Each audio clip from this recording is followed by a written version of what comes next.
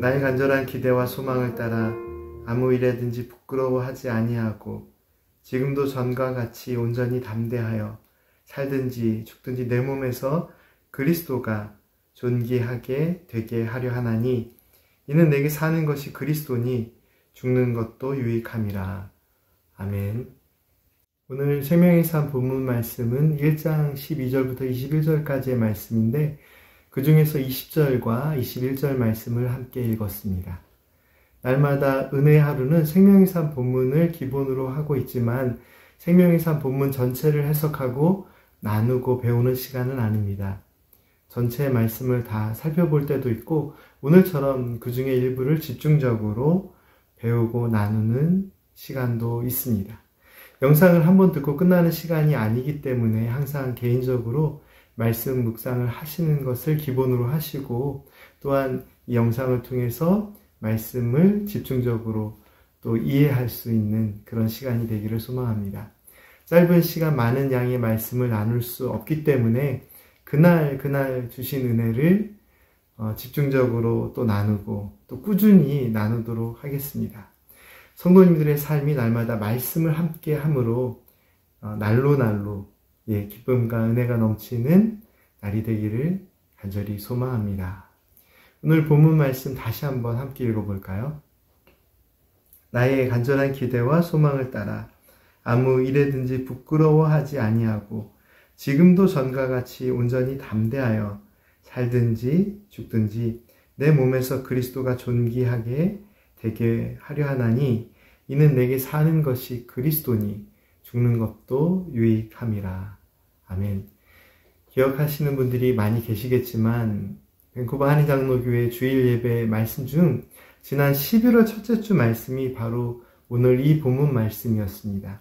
함께 말씀의 은혜를 나눈 지 얼마 안 되기도 하였지만 사실 이 말씀은 항상 많은 그리스도인들에게 너무나도 큰 은혜로 다가오는 말씀입니다. 그러나 제가 늘 설교 말씀을 통해 강조해 드리는 대로 이 말씀을 알고 있는 게 중요한 것이 아니라 이 말씀대로 살아가고 있느냐가 중요합니다. 들었던 말씀이지만 또 반복하고 다시 듣고 또 마음에 새겨야 할 이유는 오늘 이 본문 말씀이 선포하고 있는 그대로 내가 살든지 죽든지 오직 내 안에 예수 그리스도만이 존귀하게 되는 것이 중요하기 때문입니다. 사랑하는 성도 여러분, 살든지 죽든지 인간에게 삶과 이 죽음의 문제는 결코 아무렇지도 않은 문제는 아닙니다.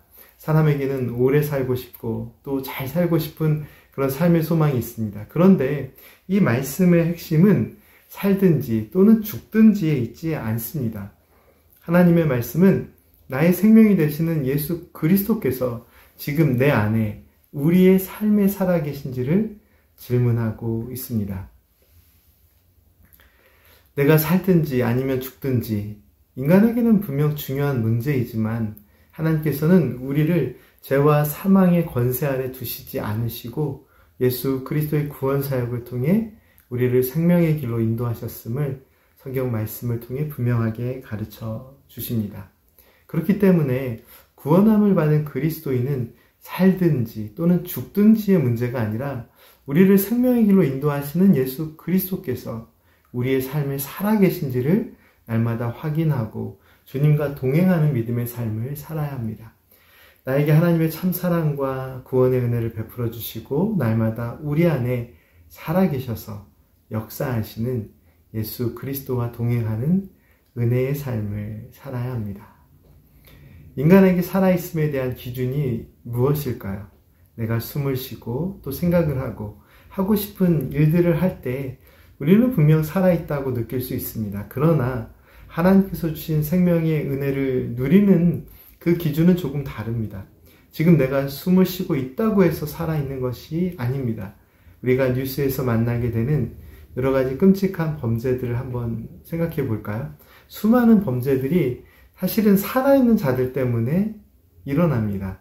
비록 숨을 쉬고 있지만 죄의 영향력 아래 살아가면서 여전히 큰 죄를 지으며 살아갑니다. 숨을 쉬고 있지만 그 인생 속에 참 생명의 의미가 없다고 느낄 수 있는 인간의 삶의 모습들이 너무나도 많이 있습니다. 우리를 죄와 사망의 길에서 건지시고 영원한 기쁨과 평안의 길로 인도하시는 예수 그리스도께서 우리의 믿음의 삶에 함께 하십니다. 그래서 사도 바울은 예수 그리스도께서 내 안에 살아 계시기에 나의 죽은 모습도, 나의 모습이 죽는 것도 유익하다고 이야기합니다. 이 사도 바울의 고백을 바르게 이해하기 위해서 중요한 부분이 있습니다. 사도 바울은 결코 죽는 것 자체가 유익하다라고 강조하고 있지 않습니다. 내 안에 사시는 예수 그리스도로 말미암아 죽음까지도 유익한 것이 될 수 있는 이유는 인간에게 이 죽음의 문제가 가장 고통스러운 것이겠지만 이 죽음을 통해 내 삶의 모든 무거운 짐을 벗어버릴 수 있어서가 아니라 비록 인간에게 가장 두렵고 힘든 죽음이라는 문제 속에서도 예수님께서는 변함없는 사랑으로 나와 함께 하시고 나를 영원한 하나님의 은혜로 인도하시기에 인간에게 가장 힘든 죽음의 문제까지도 유익하다는 믿음의 고백을 사도 바울은 빌립보 교회 성도들에게 전하고 있습니다. 오늘 이 말씀을 묵상하시면서 떠오르는 말씀이 있지 않으십니까? 바로 갈라디아서 2장 20절 말씀입니다. 우리 성도님들께서 잘 아시고 계시는 말씀인데요. 내가 그리스도와 함께 십자가에 못 박혔나니 그런즉 이제는 내가 사는 것이 아니요 오직 내 안에 그리스도께서 사시는 것이라. 이제 내가 육체 가운데 사는 것은 나를 사랑하사 나를 위하여 자기 자신을 버리신 하나님의 아들을 믿는 믿음 안에서 사는 것이라. 아멘. 사랑하는 성도 여러분, 숨을 쉬고 있다고 살아있는 것은 아닙니다. 내 안에 그리스도께서 살아 계실 때 우리가 참 생명의 삶을 살아가는 것입니다. 숨을 쉬고 있는 것은 생물학적으로는 살아있는 것이지만 영적인 삶을 보장해 주지는 않습니다.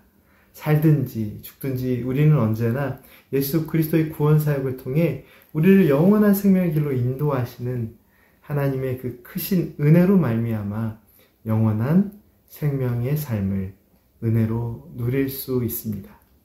찬송가 407장 구주와 함께 나 죽었으니 라는 큰 은혜의 찬송을 기억하시죠? 이 찬송은 1893년에 데니얼 웹스터 위드이라는 사람이 작사를 했습니다. 그는 남북 전쟁에 참전하여 부상을 당해 한쪽 팔을 쓸 수 없었다고 합니다. 후에 무디 목사님의 부흥에 참석하여서 큰 감동을 받고 위대한 부흥사가 된 인물로 알려져 있는 인물인데요. 그가 이 찬송시를 작사하게 된 계기가 있다고 합니다. 그는 서재에서 자신의 동료와 함께 어떤 찬송가의 가사에 대한 은혜를 나누고 있었는데요. 그 찬송가에 매 시간마다 주님이 필요합니다 라는 가사가 있었는데 그 가사를 듣더니 이 동료가 나는 매 시간마다가 아니라 매 순간마다 주님이 필요하다고 이야기를 합니다. 매 시간뿐만 아니라 매 순간마다 주님의 은혜와 사랑이 필요하다는 이 친구의 말에 큰 감명을 받아 쓴 가사가 구주와 함께 나 죽었으니 라는 찬송가의 가사입니다. 구주와 함께 나 죽었으니 구주와 함께 나 살았도다. 영광의 기약이 이르도록 언제나 주만 바라봅니다. 언제나 주는 날 사랑하사 언제나 새 생명 주시나니 영광의 기약이 이르도록 언제나 주님만 바라봅니다. 저도 어렸을 때부터 이 찬양을 참 많이 드렸고 또 너무나도 좋아하는 찬양인데요. 우리말에도 이 언제나라고 하는 그 의미를 잘 표현하고 있지만 영어 찬송가에는 moment by moment 라는 가사가 반복되고 있습니다. 순간순간, 매 순간이 은혜임을 분명하게 고백하고 있는 것이죠. 우리 구주 예수 그리스도께서 내 안에 살아계시고 함께 계시기에 우리가 살아가는 모든 순간순간이 은혜입니다. 2023년 성도님들의 간절한 기대와 소망은 무엇입니까? 성도님들의 한 해의 삶이 오직 예수 그리스도 안에서 생명의 삶이 되기를 간절히 소망하고 기도합니다. 오늘 생명의 삶에 기록된 기도를 통해 함께 기도를 드리겠습니다. 함께 기도하겠습니다. 은혜의 하나님, 저희에게 닥친 문제나 상황에 대해 저희가 복음에 무감각해져 있었음을 고백합니다. 그리스도가 전파되는 것이 저희들의 삶의 가장 귀한 목적이 되게 하옵소서. 복음으로 인해 어떤 어려움에 처할지라도 저희 안에 살아계신 그리스도를 힘있게 전함으로 기뻐하고 감사하는 삶을 살게 하옵소서. 예수님의 이름으로 간절히 기도드립니다. 아멘.